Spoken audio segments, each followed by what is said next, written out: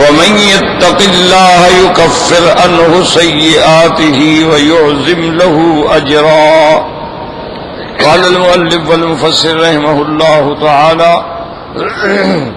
أدام النفع بعلومه وعلومكم في الدارين آمين إلى أن قال يقول تعالى مبينا لعدة الآيسة وهي التي قد انقطع عن المهيد لكبرها أنها 3 أشهر عوضا عن 3 قروء في حق من تهيز كما دلت على ذلك آية البقرة وقضى الصغار اللائي لم يبلغن سن الحيض ان عدتهن كعدة الآيسة 3 أشهر.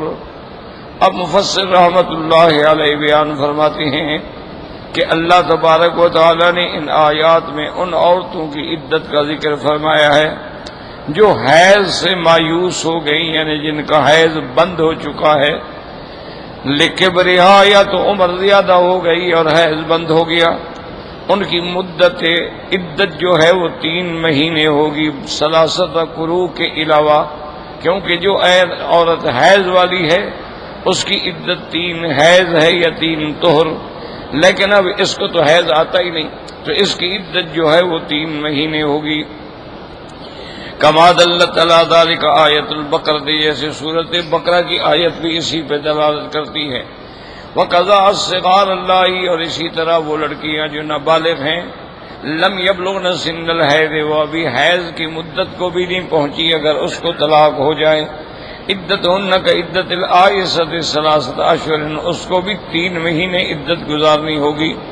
ولہذا قال تعالی واللائي لم یحضن، اسی لیے اللہ نے فرمایا کہ ان کا حکم جن کو حیض ہی نہیں آیا ان کا حکم بھی یہی ہے کہ عدت طلاق جو ہے وہ 3 مہینے ہوگی.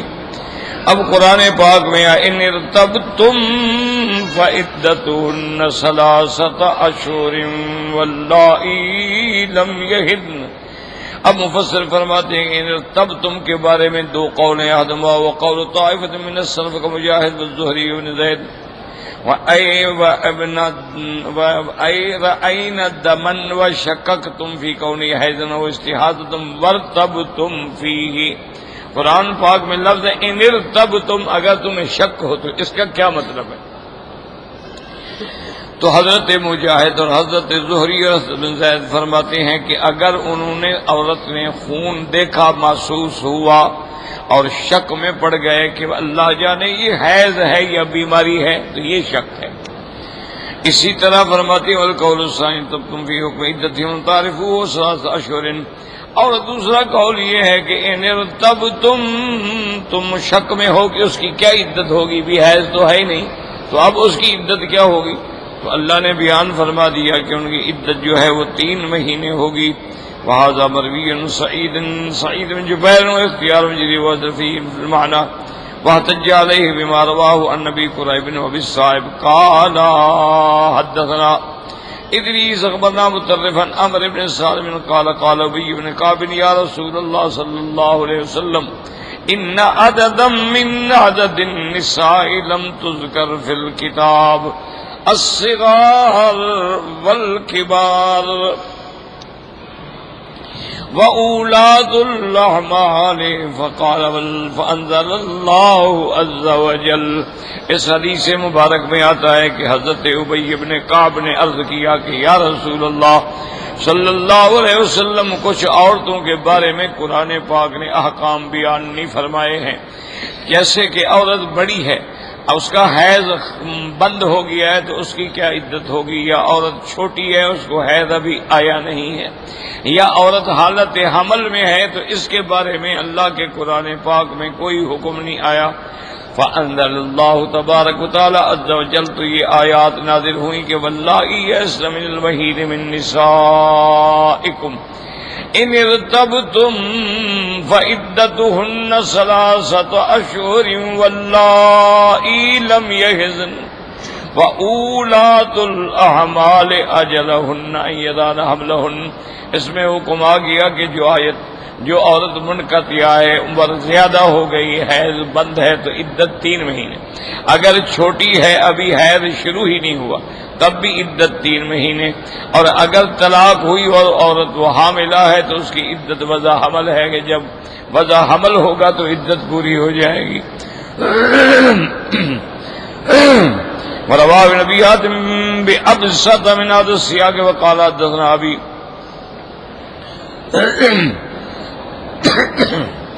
قال حدثنا يحيى بن المغيرة قال اخبرنا جرير مطرفا عمر بن صالح بن ابي بن كعب رضي الله تعالى عنه قال قلت لرسول الله صلى الله عليه وسلم ان ناسا من اهل المدينة لما انزلت هذه الآية في البقرة في عدة النساء قالوا لقد بقي من عدة النساء عدد لم يذكرن في القرآن الصغار والكبار اللائي قد انقطع منهن الحيض وذات الحمل فأنزلت التي في النساء القصرى واللائي يئسن من المحيض۔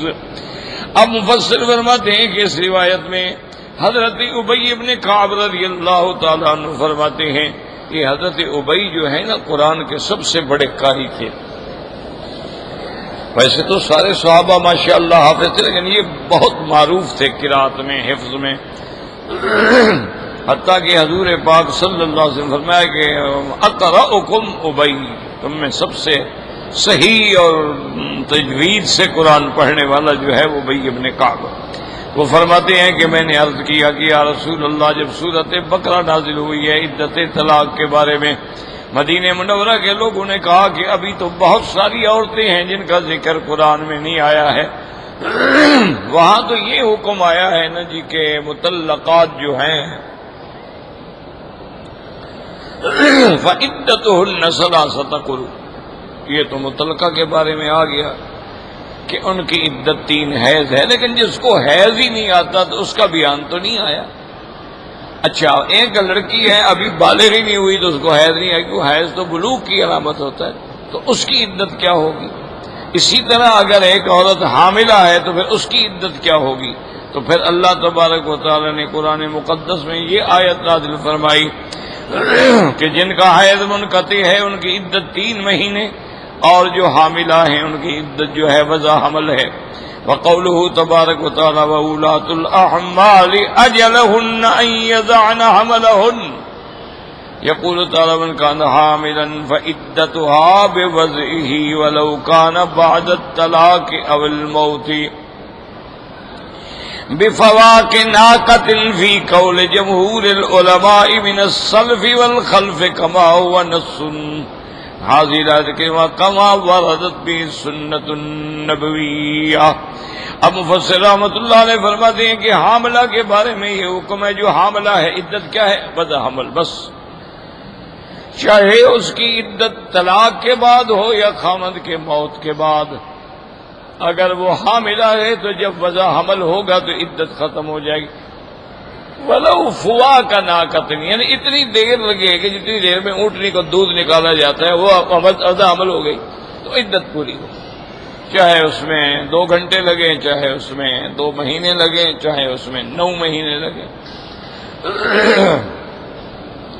اور اسی کے مطابق یہ آیت مبارک بھی نص ہے کہ وَأُولَاتِ الْأَحْمَالِ أَجَلَهُنَّ أَن يَضَعْنَ حَمْلَهُنَّ وَكَمَا وَرَدَتْ بِهِ السُّنَّةُ النَّبَوِيَّةُ، اور حدیث مبارک میں بھی وقد روى عن علي بن عباس رضي الله عنهما أنه ذهب في المتوفي عنها زوجها أنها تعتد بأبعد الأجلين من الوضع والأشهر عملا بهذه الآية والتي في سورة البقرة۔ اب مفسر رحمۃ اللہ علیہ فرماتے ہیں کہ حضرت علی، حضرت ابن عباس رضی اللہ عنہم، وہ فرماتے تھے کہ اگر کسی عورت کا خامد فوت ہو گیا ہے تعتد بأبعد الاجلین، تو جو مدت زیادہ ہو وہ پوری کرے گی۔ مثلا ابھی حمل میں 6 مہینے باقی ہیں تو وضع حمل جو ہے وہ عدت ختم ہو، یا وضع حمل تو فوراً ہو گیا تو پھر وہ 4 مہینے 10 دن پورے کرے۔ ابعد الاجلین کا معنی یہی ہوتا ہے کہ جو مدت زیادہ دور ہو، زیادہ لمبی ہو۔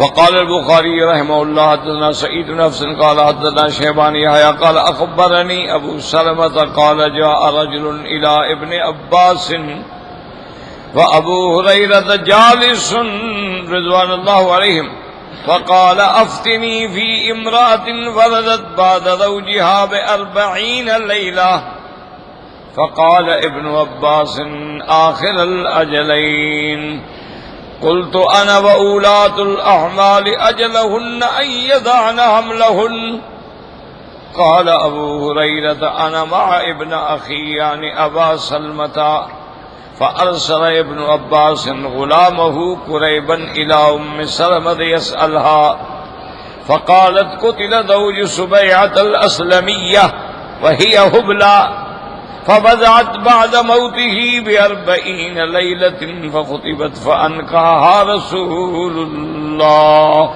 صلى الله عليه وسلم وكان أبو السنابل في من خطبها. هكذا أورد البخاري هذا الحديث هنا مختصرا وقد رواه هو ومسلم وأصحاب الكتب مطولا وجوه آخر. اب اس روایت مبارک میں آتا ہے ابو سلمہ فرماتی ہیں کہ میں بیٹھا تھا حضرت ابن عباس کی خدمت میں اور حضرت ابو ہریرہ رضی اللہ تعالیٰ عنہ بھی بیٹھے تھے کہ ایک آدمی نے آ کے فتویٰ پوچھا کہ افتنی فی امرأۃ ولدت بعد زوجہا ب40 لیلہ. انہوں نے کہا کہ حضرت ابن عباس آپ فتویٰ دیں کہ ایک عورت جو ہے اس کا خاوند فوت ہو گیا لیکن اس نے ٹھیک 40 راتوں کے بعد بچہ پیدا ہو گیا تو اب اس کی عدت کتنا ہوگی؟ تو اس کے بعد حضرت ابن عباس نے فرمایا آخر الاجلین، جو مدت زیادہ ہو اس پہ عمل کرے گی، یعنی اب 4 مہینے 10 دن کی عدت کا خیال کرے گی. میں نے کہا حضرت آپ کیسے فرما رہے ہیں؟ قرآن میں ہے وَأُولَاتُ الْأَحْمَالِ أَجَلَهُنَّ أَن يَضَعْنَ حَمْلَهُنَّ. قال ابو ہریرہ انا مع ابن اخی یعنی ابا سلمۃ. حضرت ابو ہریرہ نے فرمایا کہ میری رائے بھی حضرت ابی سلمہ کے ساتھ ہے. اب حضرت ابن عباس نے اپنے غلام قریب کو بھیجا بی بی ام سلمہ کے پاس یسألہا کہ ان سے جا کے مسئلہ پوچھیں کہ بی بی کیا فرماتی ہیں. فقالت قتل زوج سبیعۃ الاسلمیہ. تو بی بی نے فرمایا کہ بی بی سبیعہ کا خاوند جو ہے وہ شہید ہو گیا تھا اور بی بی جو ہے وہ حبلہ یعنی حمل کے ساتھ تھی. فوضعت بعد موته ب40 لیلہ. تو ٹھیک 40 راتوں کے بعد بچہ پیدا ہو گیا. فخطبت فانکحها رسول اللہ صلی اللہ علیہ وسلم. اس کے بعد اس کو کسی نے خطبہ کیا نکاح کے لیے تو انہوں نے کہا بالکل نکاح کر لو. تو منع یہ ہے کہ وضع حمل کے بعد عدت جو ہے وہ ختم ہو جاتی ہے. اب ان روایات میں مسئلہ سمجھا کریں.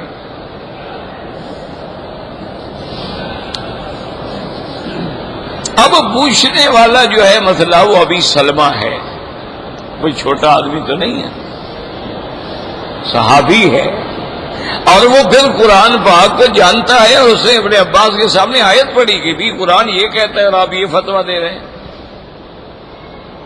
لیکن مسئلہ پوچھنے کے لیے ابن عباس کے پاس آتا، یہ نہیں کہ خود پڑھ کے سمجھ لیں.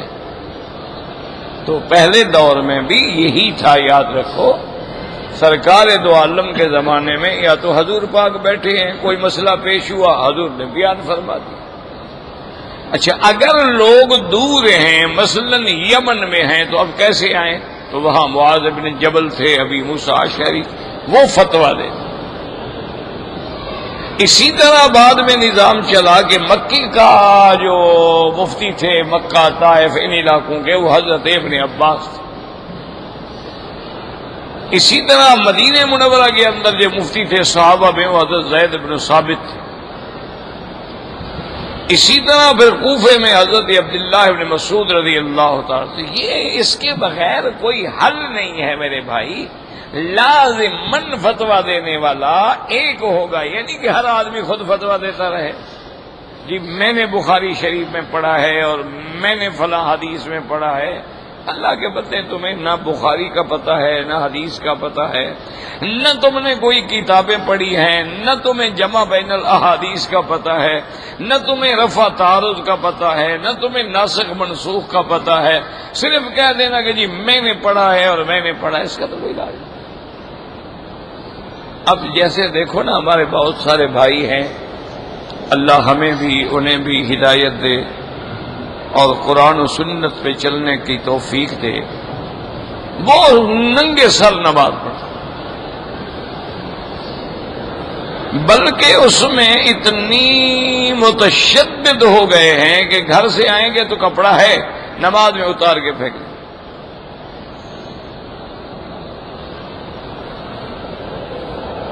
اور اگر ان سے پوچھا جائے کہ بھائی اس بارے میں حضور پاک نے حکم دیا ہے کہ گھر سے تو کپڑے پہن کے آؤ، مسجد میں آ کے ٹوپی اتار دو، یا حضور پاک سے یہ کسی حدیث میں ثابت ہے کہ آپ نے ما سوائے احرام کے کبھی سر سے کپڑا اتار کے نماز پڑھی ہو؟ کسی ایک حدیث میں، اور ساری زندگی میں ایک دفعہ بھی؟ یعنی حضور پاک یا تو ہمیشہ آپ پگڑی مبارک، نیچے ٹوپی ہوتی تھی، اوپر امامہ مبارک ہو، اور اس کے دونوں جو پلے ہیں نا وہ دونوں کندھوں کے درمیان میں ڈالتے تھے، کبھی کبھی صرف ٹوپی ہوتی تھی، اور کبھی آپ کی ٹوپی جو ہے اتنی لمبی ہوتی تھی کہ وہ کانوں تک آ جاتی تھی، جیسے سردیوں کے زمانے میں لمبی ٹوپی پہن لی۔ یعنی کسی ایک حدیث مبارک سے یہ بات ثابت نہیں ہوتی کہ حضور صلی اللہ علیہ وسلم نے کبھی سر ننگے نماز پڑھائی۔ اچھا ان سے پوچھو، کہتے ہیں جی بس حدیث ہے، حدیث مبارک میں ہے کہ صحابی نے ایک کپڑے میں نماز پڑھی۔ اچھا اس کی شکل کیا ہوتی تھی؟ کپڑا ایک ہے نا، یہاں چادر باندھ کے اس کے پلے کر کے یہاں باندھ دیتے تھے۔ تو کہتے ہیں جی کہ جب یہ بخاری مسلم کی حدیث ہے کہ صحابی نے ایک کپڑے میں نماز پڑھی ہے، تو پھر تو سر پہ تو کپڑا نہیں تھا، تو لہذا انہوں نے اس حدیث کو یہ مسئلہ بنا لیا۔ ماشاءاللہ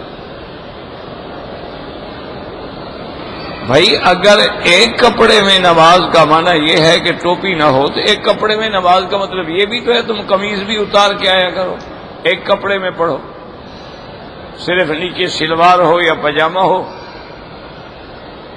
قمیض بھی اتار دے تاکہ ایک کپڑے میں سنت پہ عمل ہو جائے نا۔ خدا کے بندو عقل کرو، وہ تو ایسا وقت تھا کہ صحابہ کے پاس دو کپڑے ہوتے ہی نہیں تھے، اتنا غربت کا عالم تھا کہ صحابہ کے پاس ایک ہی کپڑا ہوتا تھا جس سے بیچارے سطر چھپا کے کھڑے ہوتے تھے اور نماز پڑھ لیتے تھے۔ اچھا، بعض صحابہ کی غربت کا یہ عالم تھا کہ ایک ہی چادر تھی جو بیوی کے لیے بھی اور خاوند دونوں کے لیے ایک چادر، وہ باہر جاتا وہ باندھ لیتا، وہ بیچاری چٹائی لے کے بیٹھ جاتا، وہ واپس آتا وہ چٹائی لپیٹ لیتا، وہ کپڑا پہن کے نماز پڑھ لیتی۔ تو یہ تو اس عالم میں ہے، یہ کہاں لکھا ہوا ہے کہ آپ تین تین کپڑے پہنے اور واسکٹ پہنے اور جناب بنیانیں پہنے اور شلواریں اور سوٹ پہنے اور سب کچھ، لیکن سر پہ کپڑا نہیں پہنا۔ تو اس لیے ہمیشہ یاد رکھو کہ ضد سے مسائل حل نہیں ہوتے ہیں، مسائل حل ہوتے ہیں ٹھنڈے دل سے، کہ جب تک آپ کسی آدمی سے جا کے مسئلہ نہیں پوچھیں گے اور وہ بھی مسئلہ بتلانے کا اہل ہو، یہ نہیں کہ سب سے پوچھ لو۔ تو اس لیے ہر دور میں پہلے صحابہ تھے، پھر تابعین تھے، اور تابعین ہی کے دور میں امام حنیفہ رحمۃ اللہ علیہ آئے، پھر ائمہ اربع آئے۔ ان ائمہ اربع کو زیادہ کیوں لیا گیا کہ فقہ کے مسائل مرتب ہی ان کے ہیں، اور کوئی پانچویں فقہ مرتب ہے ہی نہیں دنیا میں۔ یعنی حالانکہ شیعہ حضرات کہتے ہیں نا فقہ امام جعفر، لیکن کسی جگہ نہیں. بھائی کوئی کتاب تو دکھاؤ نا جس میں فقہ امام جعفر مدون ہو، تمام مسائل الف سے لے کر یہ تک لکھے ہوئے ہوں. اچھا یہ بتاؤ کہ حضرت امام جعفر کے وقت سے لے کر آج تک کسی ایک علاقے میں فقہ جعفریہ کا نفاذ ہوا ہو؟ نہیں دیکھا.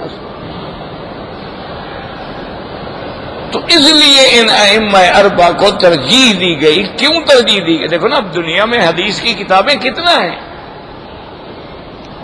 اور سب ہمارے سر آنکھوں پر، لیکن 6 کتابوں کو اہمیت کیوں دی گئی کہ سیاہ ستہ جو ہیں اس طرح کی مرتب اور حدیثیں نہیں ملی. تو اس میں سیاہ بھی آ گئی، سنن بھی آ گئی، یعنی صحیح بخاری، صحیح مسلم، اس کے بعد سنن ابن ماجہ، سنن ابی داؤد، سنن نسائی اور سنن ترمذی. تو یہ 6 کتابیں جو ہیں ان کو زیادہ مقبولیت اس لیے ملی کہ انہوں نے ہر انداز میں حضور کی حدیثوں کو جمع کیا. کسی نے فقہی باب باندھے ہیں اور فقہی مسائل کے مطابق حدیثیں نقل کی ہیں. پھر ہر باب کی ابواب الصلاۃ ہے، اس میں ساری حدیثیں نماز سے متعلق.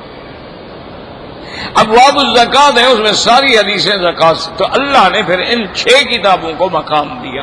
ورنہ تو یعنی احادیث کی بڑی بڑی کتابیں ہیں. موطا امام محمد ہے، مصنف ابن ابی شیبہ ہے، مصنف عبد الرزاق ہے، مسند ابو یعلا الموصلی ہے، مسند امام احمد ابن حنبل ہے، مسانید ہیں، مراسیل ہیں، مصنفات ہیں. کتنی کتابیں ہیں حدیث کی. لیکن جو ان 6 کو مقام ملا وہ ان کو نہ مل سکا. جیسے دنیا میں بڑے بڑے فقیہ گزرے ہیں، لیکن جو ائمہ اربعہ کو مقام ملا وہ کسی کو نہ ملا. تو اس لیے ہمیشہ یاد رکھیں کہ جب تک آدمی کے پاس 2 حل ہیں کہ یا تو آدمی کو اللہ نے علم دیا ہو اور وہ اس مقام پہ ہو کہ خود مجتہد ہے، یا پھر آدمی ہر حال میں کسی کا مقلد ہوگا، کسی سے مسئلہ پوچھے گا. اس کے بغیر حل ہی کوئی. یا مجتہد ہوگا یا مقلد ہوگا. تیسری کوئی قسم دنیا میں آج تک پیدا ہی نہیں ہوئی کہ نہ مجتہد ہو نہ مقلد ہو. تو پھر کیا ہوگا؟ یعنی یا امام ہوگا یا مقتدی ہوگا. تیسری کوئی قسم ہے؟ یا حاکم ہوگا یا رعایا ہوگا. تیسری کون سی قسم؟ تو اس لیے ہمیشہ یاد رکھیں ضد نہ کیا کریں. تقلید شرک ہے، بالکل شرک ہے اگر کافروں کی ہو. تقلید شرک ہے، بالکل شرک ہے اگر مشرکوں کی ہو. لیکن یہ تو نہیں نا کہ تقلید صحابہ کی شرک ہے. اقتداء بالذین من بعد ابی بکر و عمر، وہ تو حضور کا حکم ہے. علیکم سنتی و سنت الخلفاء الراشدین المہدیین، وہ تو حضور کا حکم ہے. اس لیے ہمیشہ ٹھنڈے دل سے مسائل کو سمجھا کریں. اور سب سے پہلے قرآن ہے، اس لیے انہوں نے کہا کہ قرآن ہے وہ اولاۃ الاحمال اجرہن. ابن عباس آپ کیا کہہ رہے ہیں؟ تو قرآن کیا کہتا ہے؟ خذوا زینتکم عند کل مسجد، کہ جب نماز کے لیے جاؤ ٹھیک ٹھاک اپنی پورے لباس کے ساتھ جاؤ.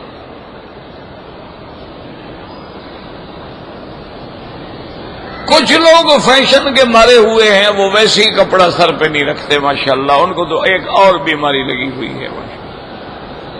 اچھا اب اتنا عرصہ نہ رکھو، اب رکھیں تو ان کو سر میں درد ہونا شروع ہو جاتا. اچھا انگریز اگر ہیٹ پہن لے پھر یہ بھی پہن لیتے ہیں. وہ اگر پی کیپ سر پہ رکھ لے تو یہ بھی ماشاءاللہ الٹی سیدھی پی کیپ رکھ لیں گے، لیکن حضور کے حکم پہ نہیں رکھیں. اب خود بتا دو کہ کس کی تقلید کر رہے ہو، کس کے حکم پہ چل رہے ہو، کس کا لباس پہن رہے ہو، کس کی شکل بنا رہے ہو.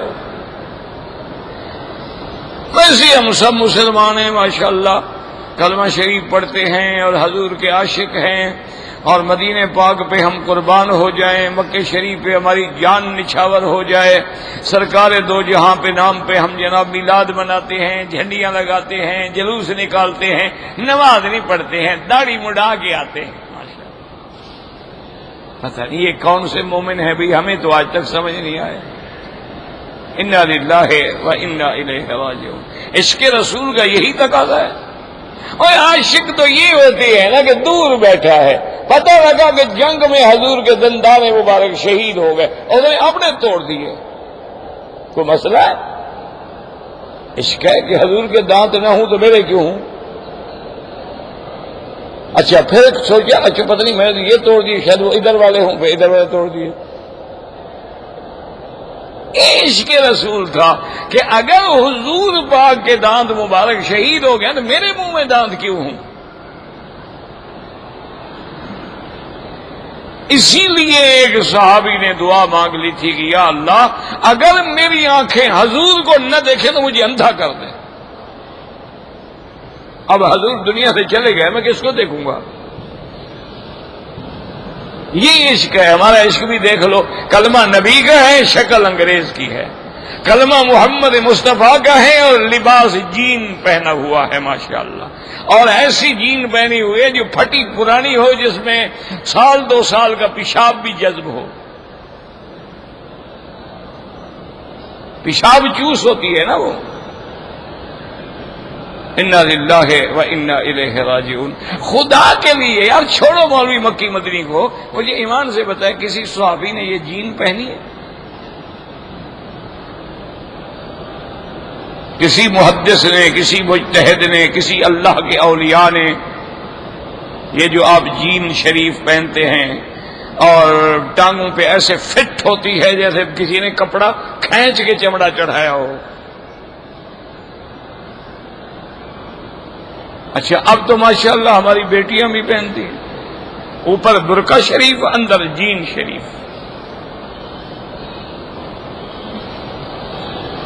لا حول ولا قوت الا باللہ العلی. اور یہ بھی تکلف جو میں بتا رہا ہوں نا، یہ بھی کچھ اچھے تھوڑے موٹے غریب گھرانوں میں، بڑے گھرانوں میں تو شکر ہے وہ پہنتی کچھ نہیں ہے.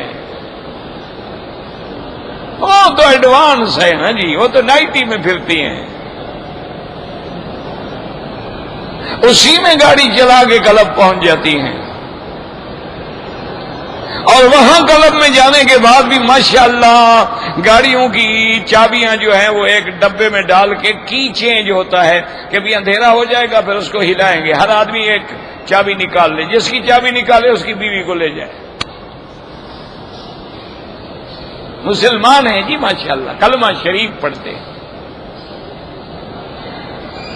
امت محمد مصطفیٰ ہیں ماشاءاللہ. خنزیر کھاتے ہیں، شراب پیتے ہیں.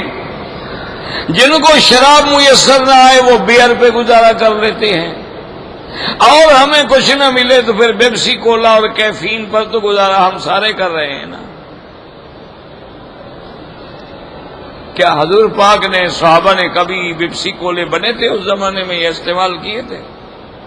یا دودھ کی لسی ہوتی تھی، یا شہد کا شربت ہوتا تھا، یا خالص دودھ ہوتا تھا، یا ویسے دوسری دہی والی لسی ہوتی تھی اس میں پانی ملا لیتے تھے. گرمیاں آ گئی تو اسی لسی کو پی لیا، تھوڑی سی برتن میں ڈالی، نمک مرچ ڈال کے چٹنی بنا کے کھانا کھا لیا. یہ تو جب ہم پڑھتے تھے ہم خود ہی کھاتے تھے. سالن کہاں ملتا تھا؟ وہ تو ہفتے میں 1 دن، اور وہ بھی ماشاءاللہ موٹا گوشت کے 2 طالب دونوں طرف سے اگر کھینچے تو نہیں ٹوٹتا تھا. بوٹی توڑنے کے لیے بھی پھر چھری کا انتظام کرنا پڑتا تھا، ورنہ پھر اسی شوربے پہ گزارا کرو.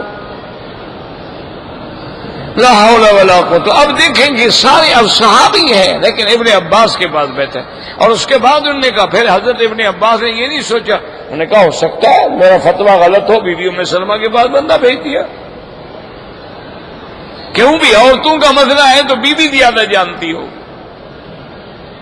تو بی بی ام سلمہ نے بھی باقاعدہ واقعہ نقل کیا کہ بھئی فلاں صبیہ عورت تھی اور اس کا خامد جو ہے مر گیا تھا، اور 40 دن کے بعد بچہ پیدا ہو گیا، حضور نے اس کو شادی کرنے کی اجازت دے دی تھی. وقال الامام احمد حدثنا حماد بن اسامہ قال اخبرنا الشعب النبي عن المسور بن مخرد النصبيعية الاسلمية توفیانہ زوجہا وہی حامل، کہ جب اس کا خامد فوت ہو گیا تو وہ حمل والی تھی. فلم تمکس الا لیالی حتی وضعت، کچھ راتوں کے بعد اس کی وضع حمل ہو گئی. فلما تعلت من نفاسها خطبت، جب اس کے بعد وہ حد عدت سے گزر گئی، حمل کی وضع ہونے کے بعد اس کے پاس نکاح کے پیغام آنے لگے. فاستاذن رسول اللہ صلی اللہ علیہ وسلم بالنکاح فاذن ان تنکح فنکحت، اس نے حضور کی پاک کی خدمت میں صلی اللہ علیہ وسلم کی خدمت میں آدمی بھیجا کہ یا رسول اللہ میرا وضع حمل ہو گیا ہے اور اب لوگ مجھے خطبہ کر رہے ہیں نکاح کے لیے، تو میرے لیے کیا حکم ہے؟ آپ نے فرمایا تم نکاح کر سکتی ہو، تو اس نے کر لیا. فرواه البخاری فی صحیحہ ومسلم وابو داود والنسائی وابن ماجہ من طرق عنہا كما قال مسلم بن الحجاج حدثني ابو الطاهر قال اخبرنا ابن وهب قال حدثني يونس بن يزيد عن ابن شهاب قال حدثني عبيد الله بن عبد الله بن عتبة ان اباه كتب الى عمر بن عبد الله بن الارقم الزهري يأمره ان يدخل على سبيعة بنت الحارث الاسلمية ويسألها عن حديثها. وَأَمَّا قَالَ لَهَا رَسُولُ اللَّهِ صلی اللہ علیہ وسلم اسْتَفْتَتْهُ، اب یہ فرماتی ہیں کہ میرے والد نے لکھا تھا کہ آپ جائیں بی بی سمیہ کے پاس اور اس سے جا کے پوچھیں کہ جب آپ نے حضور سے مسئلہ پوچھا تھا تو حضور پاک نے کیا فرمایا تھا. فَقَدَوَ عمر بن عبد اللہ اخبرہ ان سمیہ اخبرته انها كانت تحت سعد بن خولة وَقَانَ مِمَّنْ شَهِدَ بَدْرًا ذُوفِيَانَا فِي حِجَّةِ الْوِدَاعِ وَهِيَ حَامِلٌ. اب بی بی نے فرمایا کہ میرا خامد سعد ابن خولہ تھا اور وہ بدر میں شہید جو ہوئے ان میں شہید ہونے والوں میں تھا. شاہدہ بنے جو بدر میں لوگ حاضر تھے وہ ان میں سے تھا. ممن شہد بدرن وذوفیانہ فی حجۃ الوداع، حجۃ الوداع کے موقع پہ میرا خامد فوت ہو گیا اور یہ بی بی حمل کے ساتھ تھی. فلم تنشب ان وضعت حملہ بعد وفاتہ، تھوڑی مدت کے بعد اس کی وفات کے بعد جو تھا حمل وضع ہو گیا.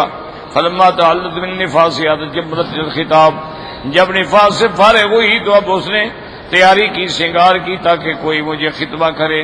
فدخل علیہ ابو السنابل ابن بعکک فقال لا مالی ارا کے بعد جب ملا ابو السنابل آئے ان کے بعد نے پوچھا کیا بات ہے کہ تم باقاعدہ بن ٹھن کے بیٹھی ہو؟ لعلک ترجین نکاح انک واللہ ما انت بناکرۃ تمر علیک بعد اشہر واشرا. انہوں نے کہا یہ کیا کر کے تم بیٹھی ہوئی ہو، تم نکاح نہیں کر سکتی جب تک کہ 4 مہینے اور 10 دن نہ گزرے. قال الصبیہ فلما قال لی ذلک جماعت راسی ابی ہی نام سے، تو پھر شام کو میں نے کپڑے پہنے. فاتیت رسول اللہ صلی اللہ علیہ وسلم سألته عن ذلک، میں نے آ کر حضور پاک سے مسئلہ پوچھا. فافتانی بانی قد حلت حین وضعت حملی وامرنی بالتزویج ان بدالی. وهذا لفظ مسلم رواه البخاری مختصرا. اب مفسر رحمۃ اللہ علیہ فرماتی ہیں اس حدیث میں ہے کہ بی بی کہتی ہیں میں حضور کی خدمت میں حاضر ہوئی اور میں نے آ کے عرض کیا تو آپ نے فرمایا کہ جب تیرا حمل وضع ہوگی اب تو عدت ختم ہو گئی، اگر تم چاہتی ہو تو شادی کر سکتی ہو، تو لہذا حمل والوں کی عدت جو ہے وہ وضع حمل قرار دی جائے گی. واللہ اعلم. اب اسی سے یاد رکھو یہ مسئلہ سمجھ لو. ہمارے بہت سارے ساتھی جو ہیں وہ آج کل اللہ رحمت کرے ان مسائل میں خاص طور پہ اتنے بہادر ہو گئے ہیں، اتنی جرأت سے کہہ دیتے ہیں کہ جیسے یہ کوئی بات ہی نہ ہو، حالانکہ یہ حلال حرام کا مسئلہ ہے. جہاں حلال حرام کی بات ہو وہاں تو آدمی کو ڈرنا چاہیے نا. اب یہی دیکھیں وہ کہہ دیتے ہیں کہ او جی میں نے جب طلاق دی تھی حیض، انہوں نے حیض میں طلاق ہی نہیں ہوتی، وہ تو بدعت ہے. حیض میں طلاق دینا تو بدعت ہے. حیض میں طلاق دینا بدعت ہے. تم نے بدعت میں کیوں عمل کرو؟ کوئی طلاق نہیں ہوئی. کسی نے پوچھ لیا کہ جی طلاق دی تھی لیکن میری بیوی جو ہے وہ حمل کے ساتھ، میں کہا حمل میں طلاق دینا بدعت ہے، لا حول ولا قوت الا باللہ. طلاق سنت کے خلاف ہے لہذا طلاق نہیں ہوئی. او خدا کے بندو، اب تم نے کسی کو کہہ دیا کہ حیض کی وجہ سے تیری طلاق ہی نہیں ہوئی ہے، اس کا معنی ہے کہ پھر وہ میاں بیوی جو چاہیں لگے رہیں۔ 3 طلاقوں کے بعد تم نے کہہ دیا نہیں ایک ہے، چلو اگر فرض محال کسی عالم کے پاس دیکھا، لیکن جن کے پاس 3 ہیں ان کے نزدیک تو زنا ہو رہا ہے پھر۔ تو یہ تو حلال حرام کے مسئلے ہیں، اس میں تو ڈرنا چاہیے۔ اچھا اگر حمل میں طلاق ہوتی ہی نہیں تو حمل کی عدت کیسے مقرر ہو گئی کہ وہ اولاۃ الاحمال یضعن حملہن، کہ بھی تمہاری عدت یہ ہے کہ جب وضع حمل ہوگا تمہاری عدت پوری ہوگی۔ اب اچھا کوئی یہ کہہ سکتا ہے کہ نہیں جی طلاق تو اس نے پہلے دی تھی نا، حمل بعد میں ہوا تھا، تو پھر 40 دن کے بعد وضع حمل کیسے ہو گئی؟ جب 40 دن کے بعد اس کو بچہ پیدا ہو گیا ہے تو مانا اب اس کی عدت کو کل 40 دن گزرے ہیں، اس کا مانا اس کو حمل میں طلاق ہوئی تھی۔ اگر پہلے کی طلاق ہوتی تو پھر تو 9 مہینے گزر چکے ہوتے، پھر تو 4 مہینے 10 دن والا فتویٰ جاری ہوتا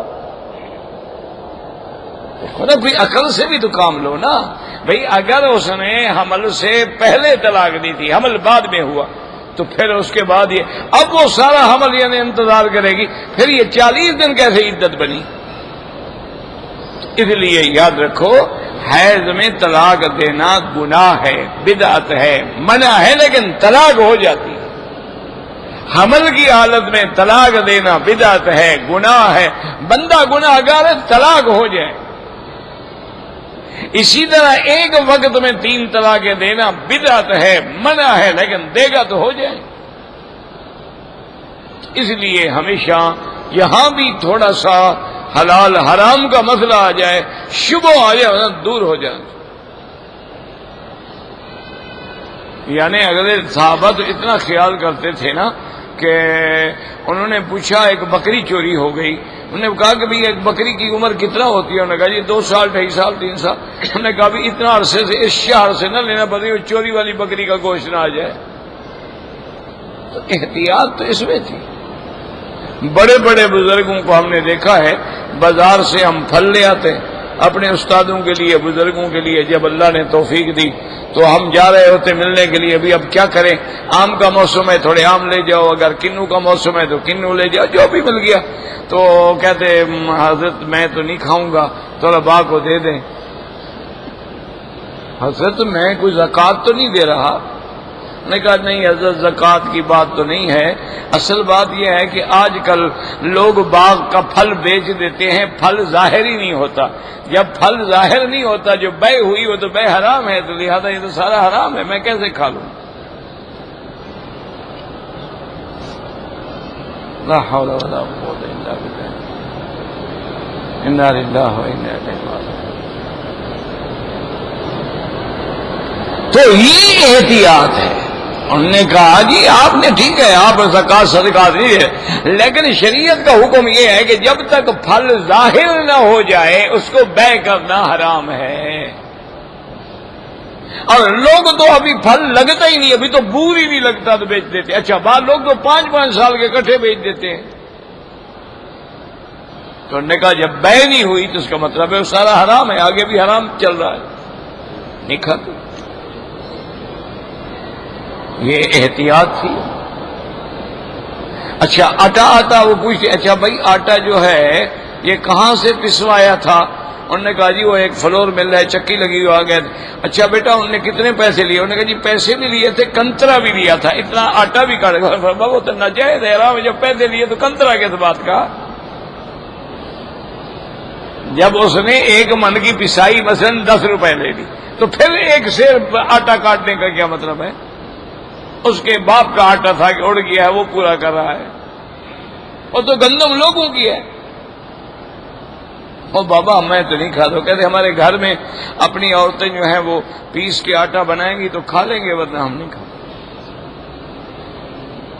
ہم تو چھوٹے تھے، ہمیں تو عقل بھی نہیں تھا، تہذیب بھی نہیں تھی، چھوٹی کتابیں پڑھتے تھے۔ اور حضرت لاہوری رحمۃ اللہ علیہ کے بارے میں جو ہم نے سنا ہے دوستوں سے کہ وہ جب بھی کسی جلسے پہ جاتے تھے تو اپنے ساتھ ان کے ایک چھوٹی سی تھیلی ہوتی تھی، اس میں چنے ہوتے تھے اور چھوٹی چھوٹی روٹیاں گڑ کی بنی ہوئی، وہ بھی اس میں ہوتے تھے۔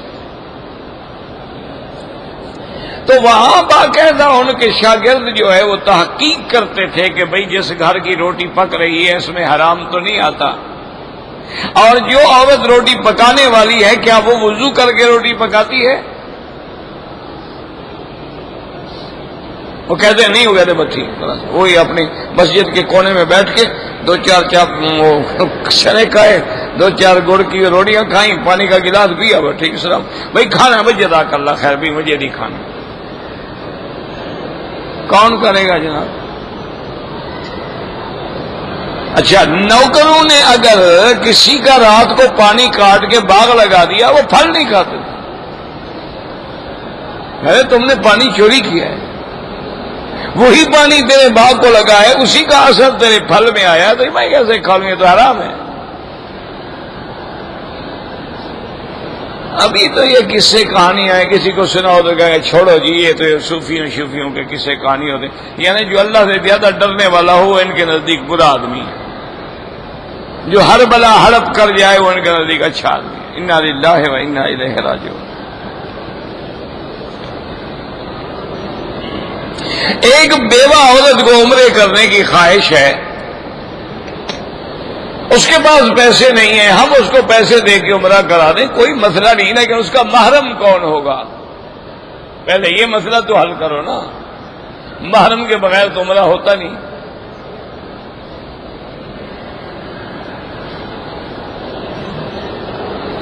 میری 20 سال کی نمازیں قضا ہو گئی ہیں، سب سے پہلی بات تو یہ ہے کہ سچے دل سے توبہ کرو، چونکہ حقوق اللہ ہیں اور اللہ تبارک و تعالی توبہ سے رحمت فرما کے معاف کر دیں گے، لیکن قضا بھی پڑھتے رہو۔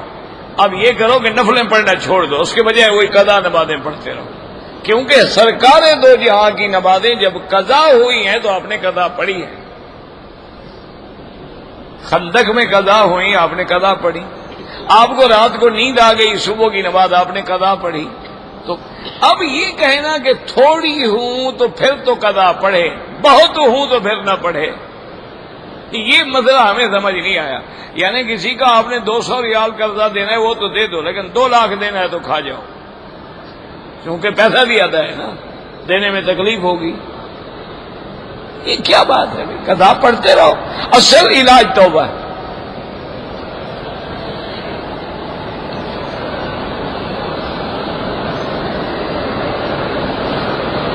میری 3 سال کی بیٹی نے طواف کیا، عمرہ کیا میرے ساتھ، صفا کے پتہ نہیں کیا 3 سے کچھ نہیں، بچی کے لیے کیا ہے، کوئی مسئلہ ہی نہیں، کیا نہیں کیا۔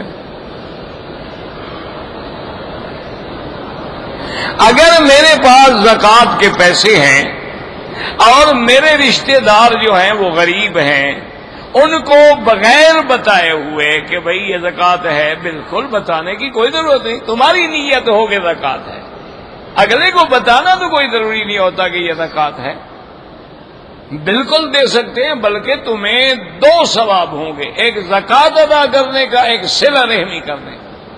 اسی لیے کہ آت ذی القربى حقہ والمسکین، سب سے پہلے ہمارے رشتہ دار غریب جو ہے وہ زیادہ مستحق ہیں۔ اگر زکوٰۃ ہے، صدقات ہیں، خیرات ہے، سب سے پہلے اپنے رشتہ داروں کو دیں، ان کے بعد جو ہے پھر وہ غریب اور قریبی لوگ جو ہیں محلے والے ان کو دیں، اس محلے میں غریب نہیں تو اگلے محلے والوں کو دیں، پھر اس شہر والوں کو دیں، تاکہ کوئی غریب نہ رہے۔ اسلام کا ایک نظام ہے۔